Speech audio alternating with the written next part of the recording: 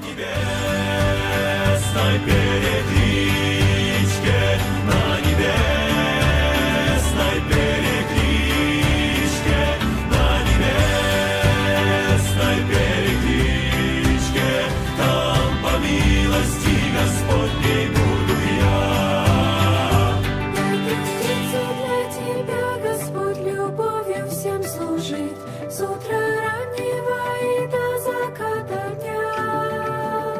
А когда велишь работу мне земную ты сложить, на небесный клич тогда предстану я.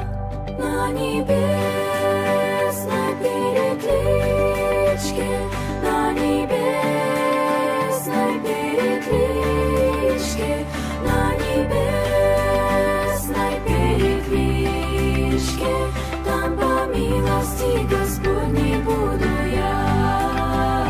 На небесной перекличке, на небесной перекличке, на небесной перекличке, там по милости Господней буду я.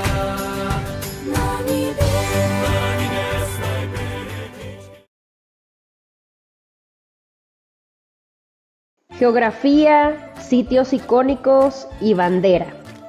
Rusia es el país más extenso del mundo, un gigante que se extiende por 11 zonas horarias y ocupa más de la octava parte de la superficie terrestre. Su territorio abarca Europa del Este y todo el norte de Asia, desde las frías llanuras de Siberia hasta las montañas del Cáucaso, pasando por bosques interminables y ríos majestuosos como el Volga, el río más largo de Europa.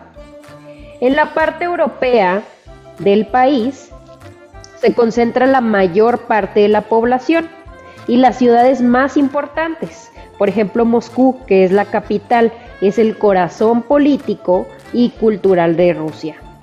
Famosa por la Plaza Roja, el Kremlin y las icónicas cúpulas de San Basilio. San Petersburgo, fundada por Pedro el Grande, es la ventana cultural del país, con el Museo de Hermitage y su arquitectura de inspiración europea. Otras ciudades relevantes incluyen Novosibirsk, el centro científico de Siberia, Ekaterimburgo, puerta entre Europa y Asia, y Kazán, donde conviven tradiciones rusas y tártaras. Entre los sitios más destacados encontramos el lago Baikal, el lago más profundo del mundo, la cordillera del Cáucaso, donde se alza el monte Elbrus, el pico más alto de Europa. Y a continuación vamos a ver la bandera y su significado. Está formada por 3 franjas horizontales, como puedes ver, rojo, azul y blanco. La explicación más aceptada es la siguiente: el blanco significa la nobleza y honestidad, el azul la fe, lealtad y protección, y el rojo significa valentía, fortaleza y amor a la patria. Punto número 3. Las estadísticas más importantes del país. La población de la Federación de Rusia en 2020 era de 146.7 millones de personas. Aunque la población de Rusia es relativamente grande, la densidad de población es baja debido a la enorme extensión del país. El 73% de la población vive en áreas urbanas. En Moscú, 11.5 millones de habitantes y en San Petersburgo, 4.8 millones de habitantes. Entre los grupos étnicos de Rusia se hablan unos 100 idiomas. Los 3 principales son el ruso, el tártaro y el alemán. La distribución de la población por edades es la siguiente. De 0 a 14 años es el 17.21% de la población, donde 12.5 millones son hombres y 11.8 millones son mujeres. De 15 a 24 años tenemos el 9.41% de la población, donde 6.8 millones son hombres y 6.5 millones son mujeres. De 25 a 54 años tenemos el 44.21% de la población, donde 30.8 millones son hombres y 31.9 millones son mujeres. De 55 a 64 años de edad tenemos el 14.51% de la población, donde 8.9 millones son hombres y 11.7 millones son mujeres. Y de 65 años y más tenemos el 14.66%, donde 6.5 millones son hombres y 14.2 millones son mujeres. Vemos así que el mayor porcentaje de población está entre los 25 y 54 años de edad. El porcentaje de cristianos. Los cristianos ortodoxos rusos representan el 56.4% de la población, los protestantes el 9%, los budistas el 2%, los judíos también el 2% y los católicos el 0.65%, el islam el 12% y hay un 18% de la población que es atea y agnóstica. Las religiones más importantes del país son la Iglesia Ortodoxa Rusa, el Islam, el budismo y el judaísmo. Se calcula que existen alrededor de 15 a 20 millones de musulmanes rusos, siendo así el Islam la segunda religión con más adherentes en Rusia. Sus diferentes grupos étnicos. Rusia es una sociedad diversa y multiétnica. Existen 160 grupos étnicos y pueblos indígenas distintos. Entre ellos están los indoeuropeos, los eslavos, los rusos, los ucranianos, los armenios, los bielorrusos, los alemanes, entre muchos otros. Situación económica del país. Rusia es el primer exportador de gas natural, petróleo, metales y madera. Sin embargo, por primera vez en 2025, la venta de petróleo y gas no compensaron el aumento de los gastos militares, que fueron más del 90% en 3 años de guerra. Desde el comienzo de la guerra en 2022, la economía rusa ha cambiado profundamente, pasando a una economía de guerra. Maxim Rechebnikov, ministro de Economía, dijo: la economía rusa está al borde de la recesión. La guerra ha provocado que miles de jóvenes se marchen del país, mientras otros tantos están ocupados en el frente. Un país que ya venía arrastrando problemas demográficos, ahora se ve con una escasez de fuerza laboral que se va a agudizar en los próximos años. El índice de desarrollo humano. Este índice busca evaluar el nivel promedio de desarrollo humano más allá del crecimiento económico. Combina 3 dimensiones fundamentales que son la salud, la educación y los ingresos. Este se calcula mediante el ingreso nacional bruto per cápita ajustado por paridad de poder adquisitivo. El resultado varía entre 0 y 1. Un valor mayor indica un nivel mayor de bienestar. El IDH en Rusia en 2023 fue de 0.8320, ubicándose en la categoría de desarrollo humano muy alto y en el puesto 64 a nivel mundial. Este valor tuvo una leve disminución en comparación con años anteriores, pero aún así se mantiene dentro de un nivel elevado. Estructuras de pecado. Está la corrupción y el autoritarismo que perpetúan la injusticia y la desigualdad. Está el individualismo y el materialismo que conducen al egoísmo y a la falta de solidaridad social.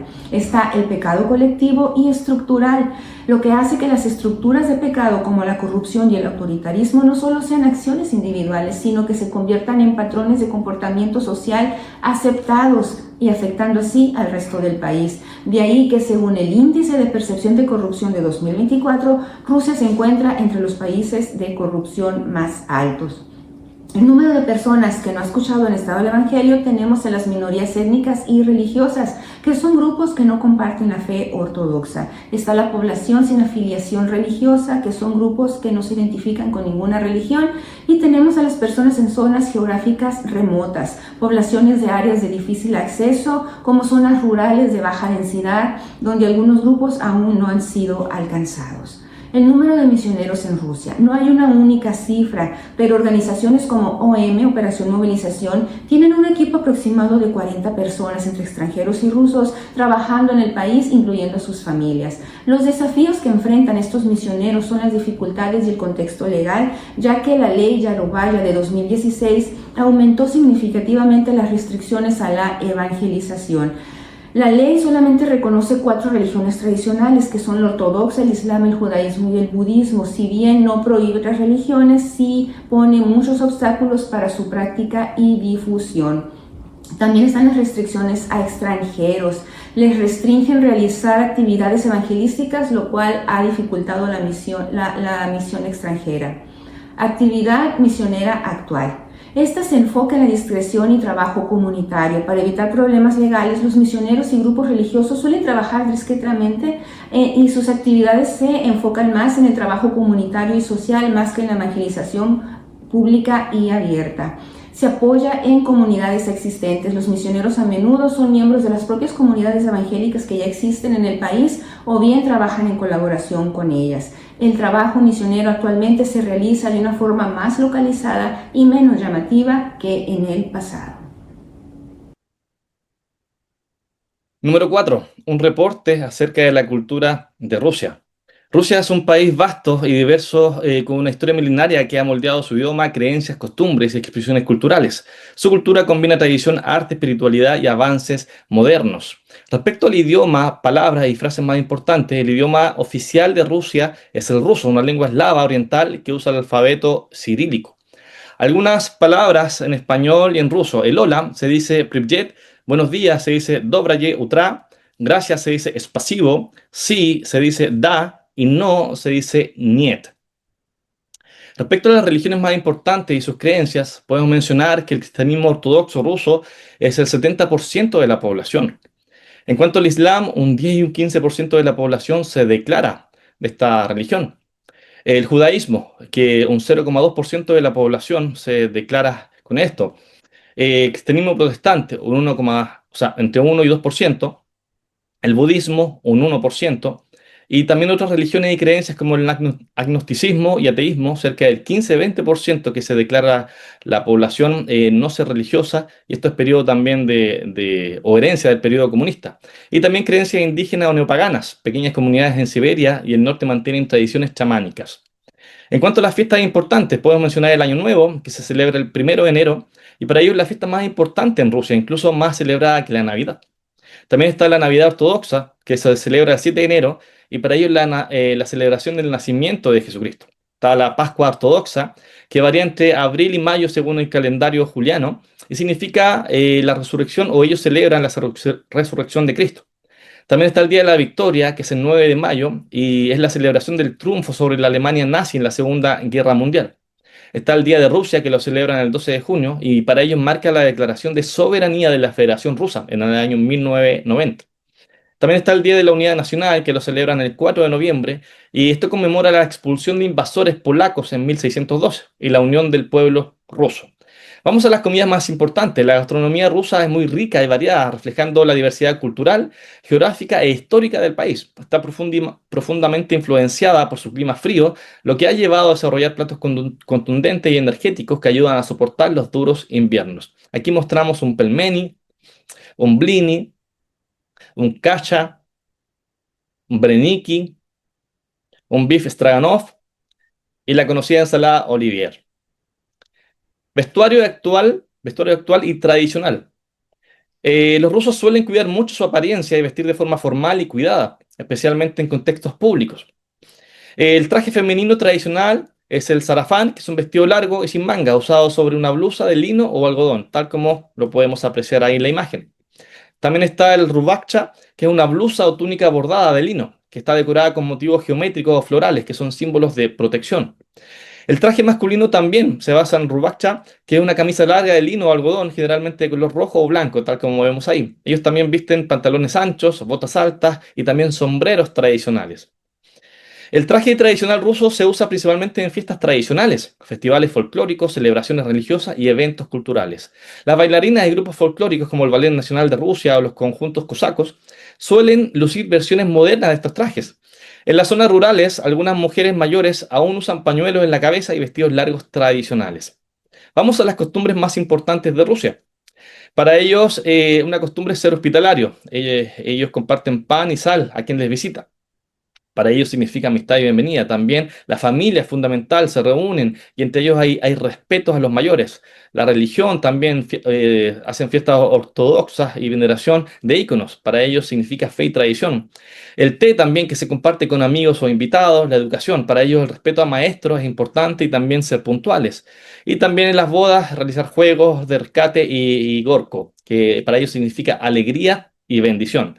En cuanto a la tecnología, uno de los mayores logros de Rusia está en el sector aeroespacial, con la agencia Roscosmos a la cabeza. Fue el primer país en lanzar un satélite y enviar al primer humano al espacio.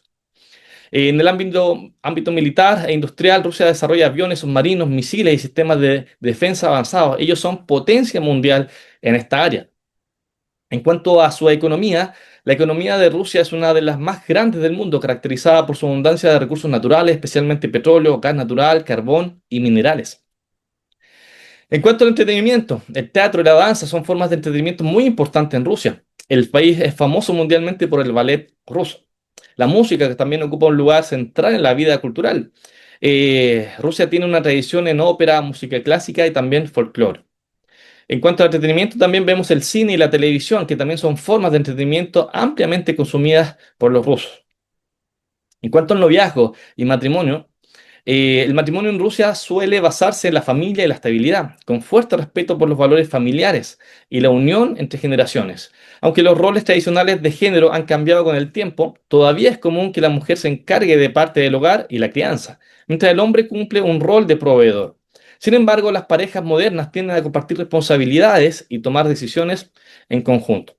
Como conclusión, la cultura rusa es profunda y diversa, formada por siglos de historia que combinan influencias de Oriente y Occidente. Su identidad se apoya en el idioma, la religión ortodoxa, la familia y el respeto por las tradiciones, elementos que conviven con la modernidad. El idioma refleja cercanía y comunidad. La fe ortodoxa influye fuertemente en la vida social y las festividades refuerzan la unidad nacional. La gastronomía, el vestuario y las costumbres muestran apego a la historia y al clima del país, mientras que Rusia destaca en tecnología, ciencia y una economía fuerte basada en sus recursos naturales. El arte, la música, el ballet y el teatro siguen siendo referentes mundiales. A pesar de los cambios sociales, las relaciones familiares conservan valores tradicionales. En conjunto, la cultura rusa mantiene un equilibrio entre tradición y modernidad sin perder su identidad única. Hola a todos, siempre Privyet en ruso, bendiciones, Robert Sariña. Vamos a preparar una rica sopa de borscht, o también conocida como sopa de remolacha. Aunque es un platillo con inicios en el país de Ucrania, a lo largo del tiempo se fue adoptando por más países eslavos. Así que se ha convertido en un platillo que no puede faltar en cada hogar de Rusia. Parece ser que la expansión imperial de Rusia en el siglo XIX hizo que este platillo llegara hasta la ciudad de Persia, quien de ahí fue su origen de expansión. Pero bueno, hermanos, vamos a ver los ingredientes. Primero tenemos aquí el repollo, conocido como kaprushta, papa, kartoshka, una zanahoria, markov, vamos a necesitar un diente de ajo, chesnok, una pieza de cebolla, uk, y el ingrediente estrella, la remolacha, svikla, un tomate, tamatnaya, y por último crema ácida, smietana, que es con lo que vamos a dar sazón al ingrediente. Bien, agregamos a la olla aceite, agregamos la zanahoria, el tomate, el ajo, y ahorita que está en punto de hervir, vamos a agregar los demás ingredientes. Bien, ya tenemos la papa picada en trozos pequeños, la cebolla, ahorita que está hirviendo nuestra sopa, vamos a agregarle estos ingredientes y ahorita regresamos por lo demás. Bien, vamos agregando primero la papa, es la que nos interesa que se vaya cociendo, y por último la cebolla. Bien, ya incorporamos la mayoría de los ingredientes, vamos a esperar a que vuelva a hervir y regresamos. Bien, ahora vamos a rallar nuestra famosísima remolacha o betabel.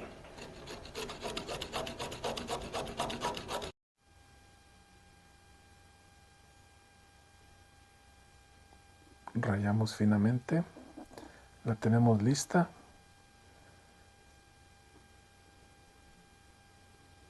En un sartén con aceite previamente calentado, agregamos la remolacha.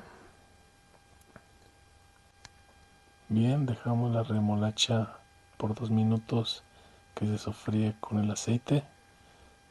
Vamos cortando el repollo en trozos pequeños.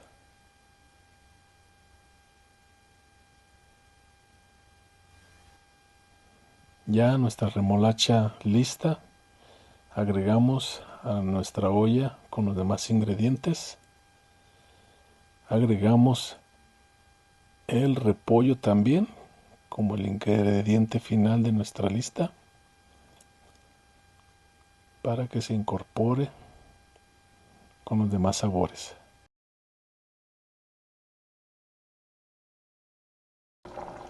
Por último, ya para sazonar, vamos a agregar sal. La sal es al gusto. Agregamos polvo de concentrado de pollo.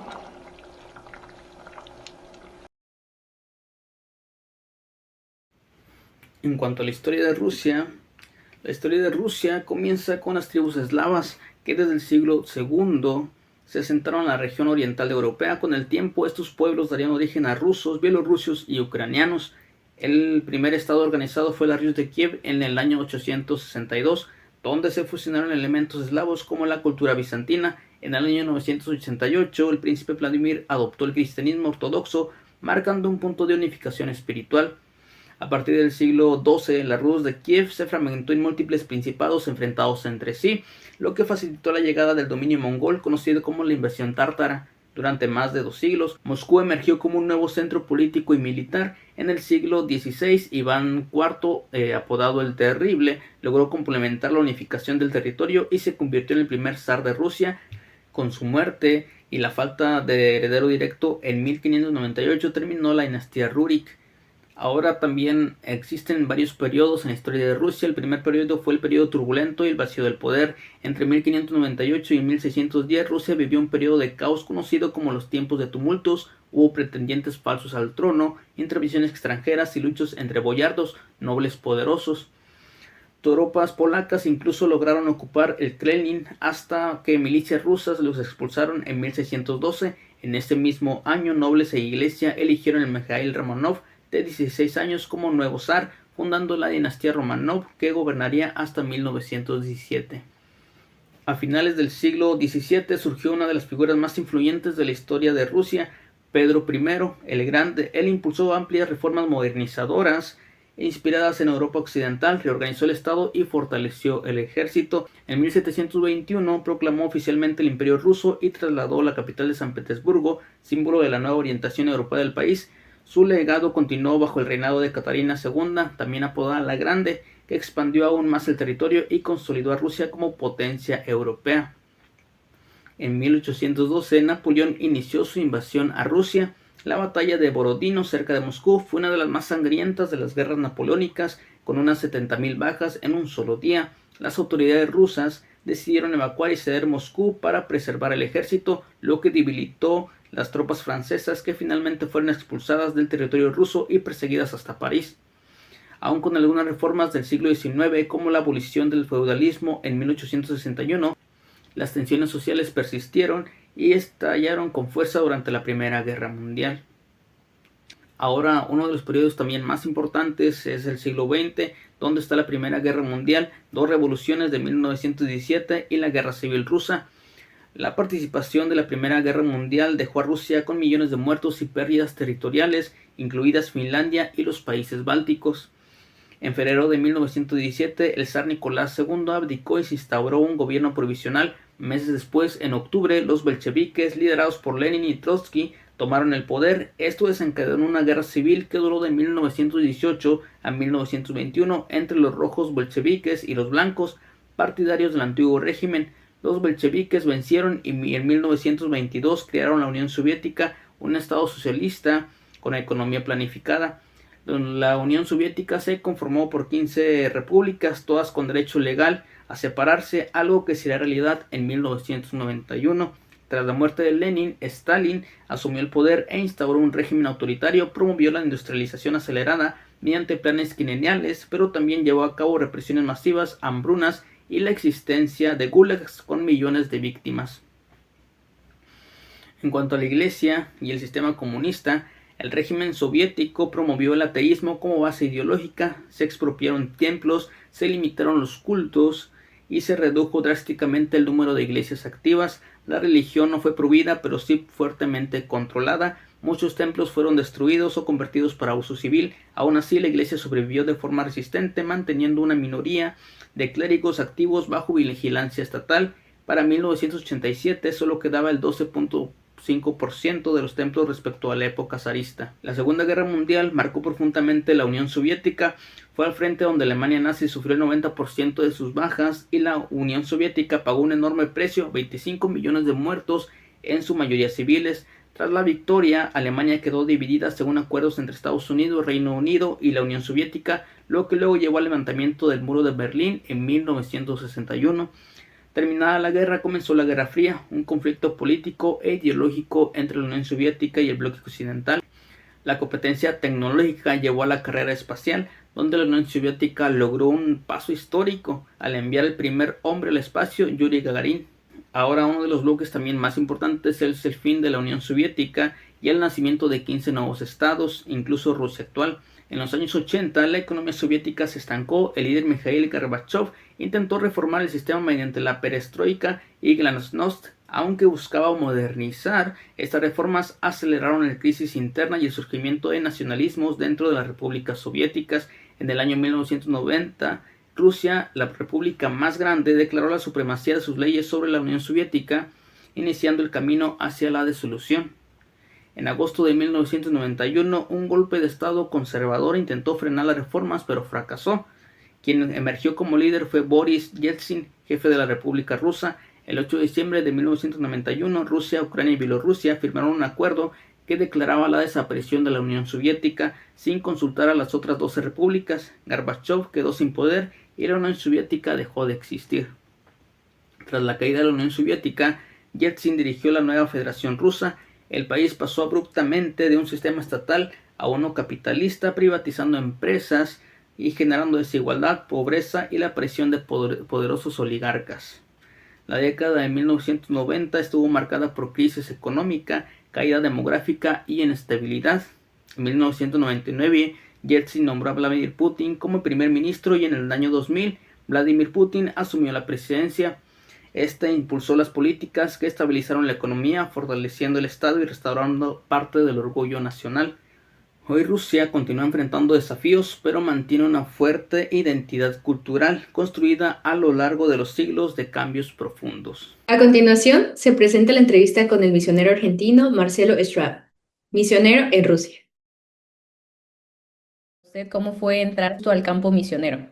Muy feliz, que vivía muy cómodamente y preparándome para disfrutar el esfuerzo que fui haciendo en la vida. Éramos copastores de una iglesia, pero él estaba en el ministerio de Marcos Brunet, soy amigo de él de hace muchos años, y Marcos necesitaba a alguien y yo lo vinculé a Samuel Benedetto, que es el pastor hoy de Toma tu Lugar.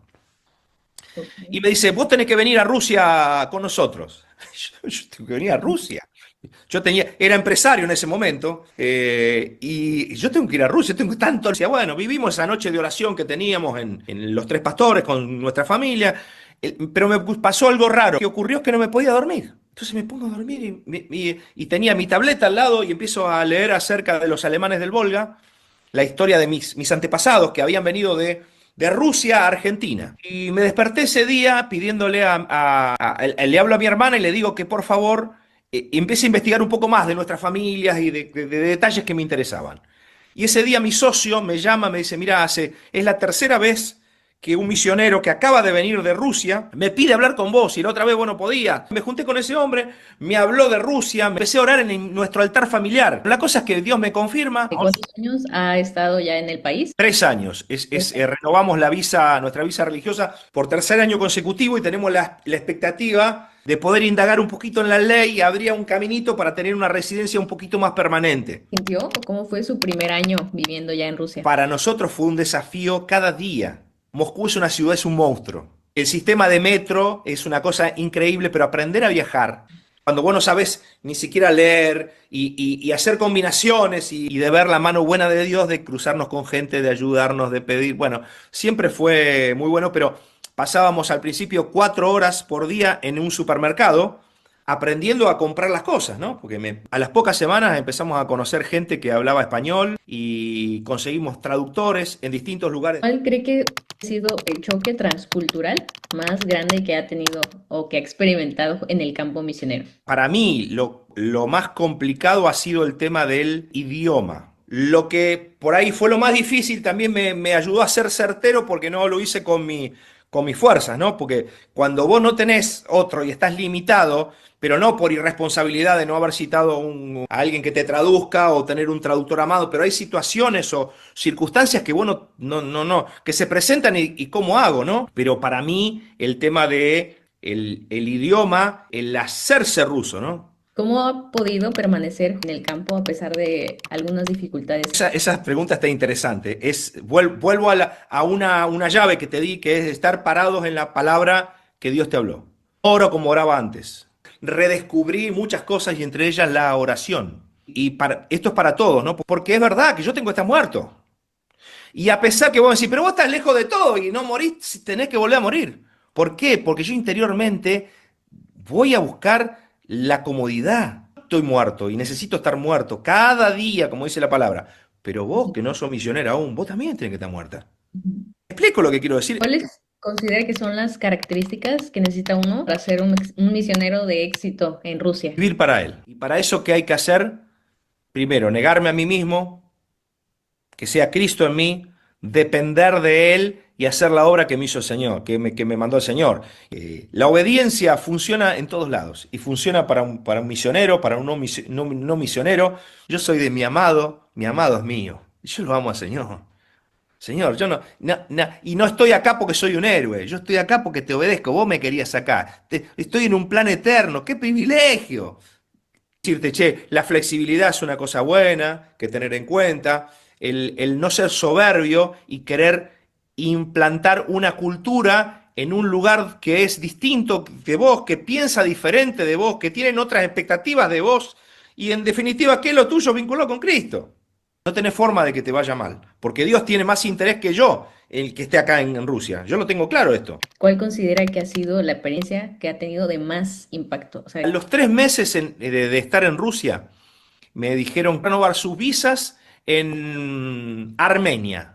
¡Armenia! Pero yo no sé nada hablar, no sé hablar ruso. No. Yo digo, Señor, ¿cómo hacemos acá? Ayúdame. Bueno, estoy haciendo la fila para ingresar. ¿Cómo vamos a hablar? Y el chico que está delante nuestro me dice, oh, ustedes hablan español. Mientras él me hablaba, digo, sos grande, señor, vos siempre estás acá. Presento los papeles y se me ríen en la cara. Literalmente, se me ríen en la cara y me tiran los papeles así que yo le había dado una carpeta, me lo tiran y me dice, váyase con esto a otro lado.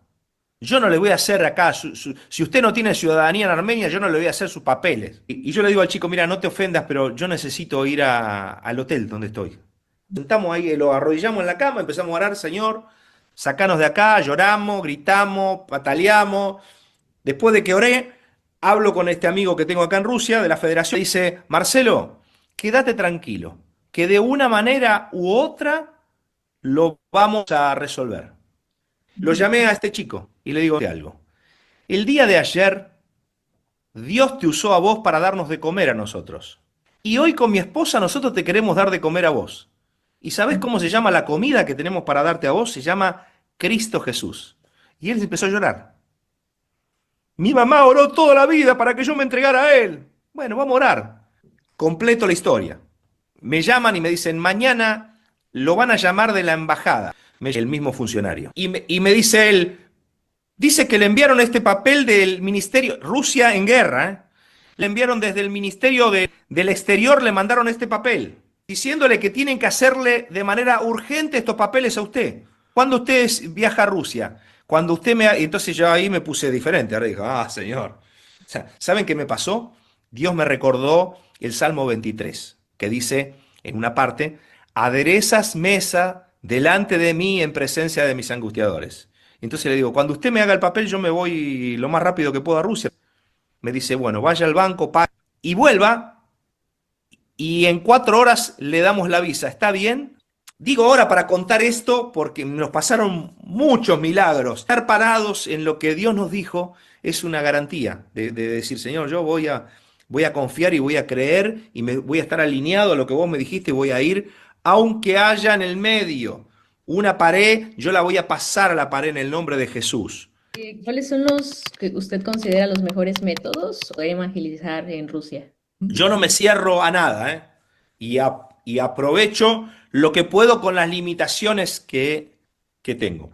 Mi único interés con vos es que, ¿cómo te ayudo para que vos seas lo que Dios habló acerca de vos en la eternidad? Yo me pongo a servir a la gente. Estoy haciendo un discípulo ¿para qué?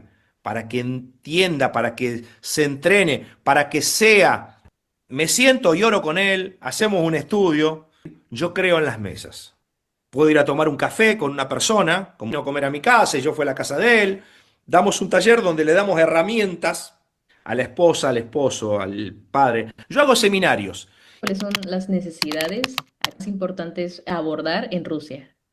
Sí, el alcoholismo es un problema, se mejoró, porque el gobierno está trabajando mucho en esto, pero aún es muy grave. La Iglesia tomó una posición radical, ¿no? Otra cuestión es el tabaquismo, también acá es terrible. Yo no he visto país como se fuma acá en Rusia, es una cosa increíble, electrónico, ¿no? Y desde pequeños.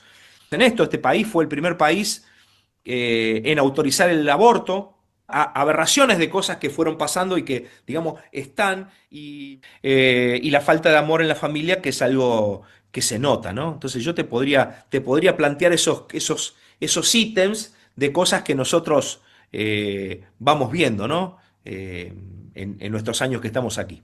¿Considera que las áreas de oportunidades? Hay muchas oportunidades. Orfanatos, los centros de rehabilitación es una cosa muy buena, y hay mucha necesidad de alcoholismo, allí es de alcoholismo y de drogas. Esa es una gran oportunidad. Familia, lo digo, literalmente los estamos haciendo, el hecho de sentir, darles herramientas a las familias para el funcionamiento, eso es una cosa muy buena, y que aún al gobierno le interesa y no te molestan porque vos te metés en eso, así que yo en mis declaraciones siempre me ocupo, amamos el modelo de familia tradicional, el deporte, las danzas, las expresiones, es una cosa increíblemente bella y extraordinaria lo que se desarrollan. Bueno, ¿Cómo debo de orar justo por este país? Como nadie viene al Padre si no es a través de mí. O sea, lo mejor que te puede servir es cerrar tu puerta y decir, Señor, mira, estoy acá.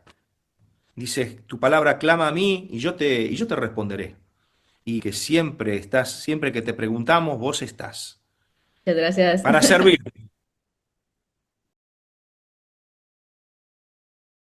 Necesidades en Rusia. Rusia no solo refleja su fragilidad humana, sino que también refleja a un pueblo que está sufriendo, que está lleno de heridas, una nación que necesita de Dios. El consumo de alcohol. Rusia sigue siendo uno de los países con mayor índice de consumo de alcohol en el mundo. Según la Organización Mundial de la Salud, en el 2004 se registraban alrededor de 18 litros de alcohol puro por persona. Y aunque el gobierno ha implementado restricciones en el consumo, volvió a incrementar en el 2024. Cifras actuales nos dicen que entre 8 y 11 litros de alcohol puro por año se consumen por persona. Las consecuencias son devastadoras: altas tasas de mortalidad, violencia intrafamiliar y un aumento significativo de delitos. La crisis de drogadicción. Otro problema crítico es la drogadicción. Se estima que entre 3 y 8 millones de rusos consumen drogas. Y alarmadamente, 5.9 millones de adolescentes están afectados por las adicciones. La drogadicción aparece entrelazada con el alcoholismo y con la expansión del VIH, lo que agrava la crisis sanitaria y social. Entre las causas destacan la violencia doméstica, los efectos de la guerra y la falta de apoyo emocional. Esta situación demanda una respuesta integral, no solo del gobierno, sino también de la Iglesia, que está llamada a ofrecer presencia, acompañamiento y esperanza. La crisis sanitaria. La salud pública en Rusia también refleja una profunda fragilidad social. Solo el 20% de la población tiene acceso a servicios médicos de calidad. Muchos hospitales se encuentran en condiciones insalubres y existe una notable escasez de médicos y enfermeros. Enfermedades como la tuberculosis y el VIH han vuelto a resurgir. no solo por las carencias materiales, sino una crisis más amplia, el abandono y la desigualdad. Este escenario abre camino para la labor misionera, servir, sanar y acompañar. Violencia y guerra. La guerra con Ucrania desde el 2023 intensificó la violencia dentro del país. Se incrementaron los delitos, especialmente porque muchos criminales fueron indultados para ser entrenados para la guerra y regresaron a la sociedad cometiendo nuevos delitos. Una cifra alarmante es el asesinato de más de 600 mujeres al mes por sus parejas. La falta de respuesta del gobierno provoca la insensibilidad, una herida moral y espiritual profunda. La violencia es un síntoma de vacío espiritual que vive la sociedad. Aquí la iglesia puede ser un faro de paz, reconciliación y restauración. La libertad de expresión. El gobierno ruso mantiene un fuerte control sobre la población. Personas que se oponen a la guerra enfrentan persecución. Incluso niños son adoctrinados mediante propaganda estatal. Algunas familias han sido amenazadas con perder la patria potestad, provocando que miles huyan del país por miedo y para proteger a sus hijos. Esta falta de libertad revela una sociedad marcada por el temor, la censura, la imposibilidad de expresar la verdad. Libertad religiosa en riesgo. Aunque la Constitución rusa reconoce la libertad religiosa, en la práctica esta libertad es limitada. Existen detenciones, torturas y encarcelamientos motivados por la fe, y Rusia ha sido señalada internacionalmente como un país que viola la libertad religiosa.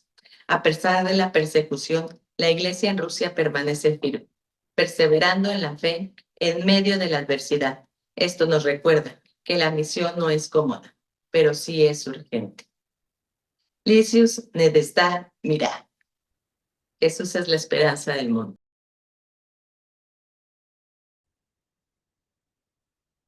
Identificamos las áreas de oportunidad que están más presentes en Rusia y lo primero que hay que considerar es que Rusia es un país muy grande. Esto hablando tanto en su territorio como en su diversidad cultural. Es algo muy bueno, pero que a su vez presenta muchos retos. Hay diferencias de estatus económico, diferencias en la forma de vivir entre las zonas rurales y las zonas urbanas. Sin embargo, estos desafíos son también oportunidades para que nosotros podamos llegar a las áreas más vulnerables y les podamos abrazar con la palabra de Dios.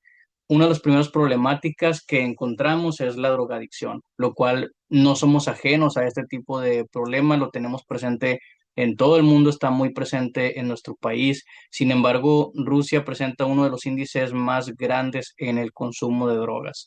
Esto deja muchas secuelas tanto en problemas de salud como también en el desarrollo psicológico, social. Las personas consumidoras no se pueden relacionar de la misma manera con sus familias, sus amigos, su trabajo y necesitan una reinserción a la sociedad.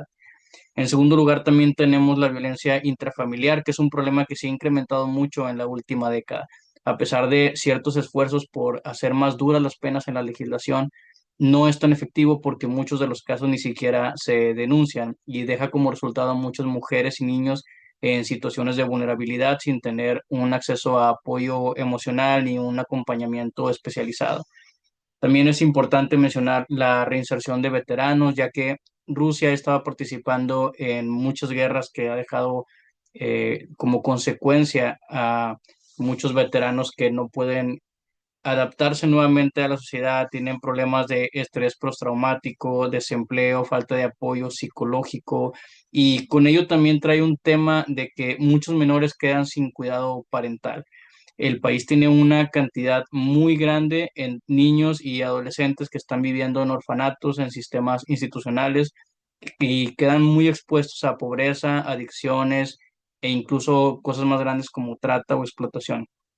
Todos estos problemas, aunque son difíciles de tratar, dejan en evidencia que hay muchas áreas en las cuales podemos nosotros intervenir de una manera significativa y podemos acompañar y restaurar muchas vidas. ¿Qué proponemos para esto? Bueno, tenemos una serie de estrategias que podemos hacer, tales como colaborar con clínicas locales y hacer una formación al personal que sean realmente útiles, preparar a los jóvenes para una vida independiente, a personas que han sido violentadas y que puedan vivir nuevamente en una sociedad.